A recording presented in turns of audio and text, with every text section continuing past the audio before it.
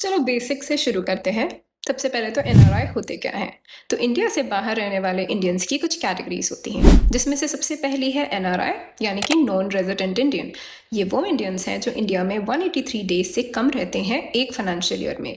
इनके पास इंडिया का पासपोर्ट होता है और इंडिया में वोटिंग राइट्स होती हैं। दूसरी कैटेगरी है ओवरसीज सिटीजन्स ऑफ इंडिया यानी कि ओसीआई।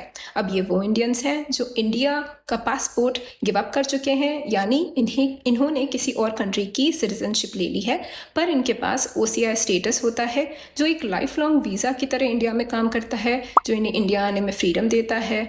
कभी भी आ सकते हैं, कभी भी जा सकते हैं।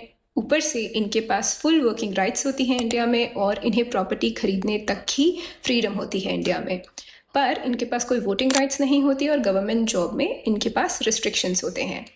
इसके अलावा तीसरी कैटेगरी हुआ करती थी PIO, person of Indian origin. ये वो कैटेगरी थी जिसका मतलब था कि लोग इंडियन एंसेस्ट्री को बिलोंग करते हैं, पर 2015 में इंडियन गवर्नमेंट ने पीआईओ को ओसीआई में ही मर्ज कर दिया।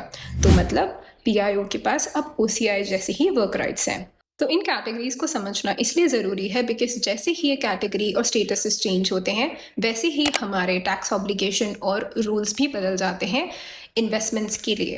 तो मैं नंदिता शुक्ला अपने इस पेज के द्वारा विच इज़ धन डिस्कशंस कोशिश करती हूँ इन सबको डिस्कस करने की।